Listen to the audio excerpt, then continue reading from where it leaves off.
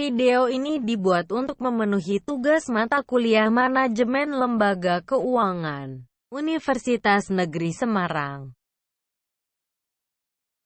Kali ini kami akan menjelaskan tentang leasing. Apa itu leasing? Bagaimana sejarahnya? Serta apa fungsi dan tujuan leasing? Oke, sekarang kita mulai saja pembahasannya.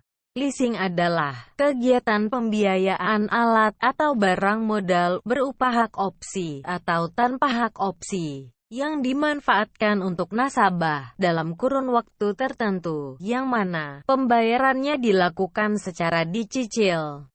Sejarah leasing dimulai sejak tahun 2000 sebelum Masehi oleh bangsa Sumeria.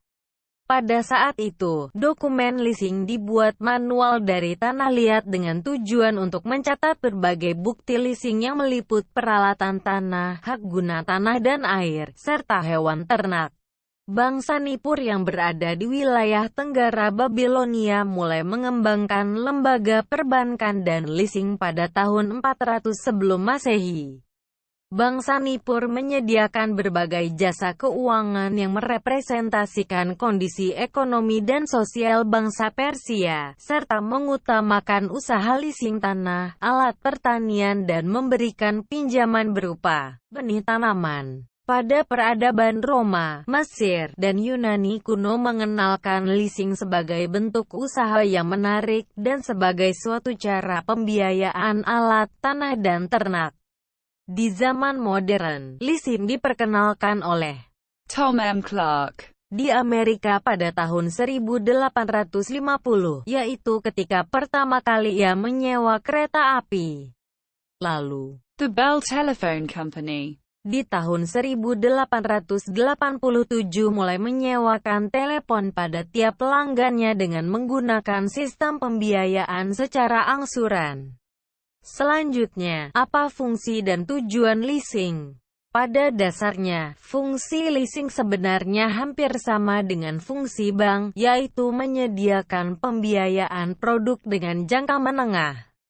Bedanya, bank konvensional akan memberikan pinjamannya dalam bentuk uang, sedangkan leasing memberikan pinjaman dalam bentuk barang yang selanjutnya barang tersebut harus dicicil atau diangsur. Dengan tujuan memberikan kemudahan untuk masyarakat dalam memiliki barang modal. Kelebihan dan manfaat leasing: fleksibel, tidak perlu jaminan, capital saving, pelayanan cepat, terhindar dari inflasi, dilindungi hukum. Cara mendapatkan aktiva. Jenis-jenis leasing: capital lease, operating lease, sales type lease, leverage lease, cross-border lease. Berdasarkan pengertian leasing di atas, maka berikut ini adalah beberapa istilah leasing tersebut. Lease, lessee, lessora, lease term, residuca value. Setiap kali ada transaksi leasing, akan terdapat tiga pihak yang terlibat, yaitu lessor, lessee, supplier.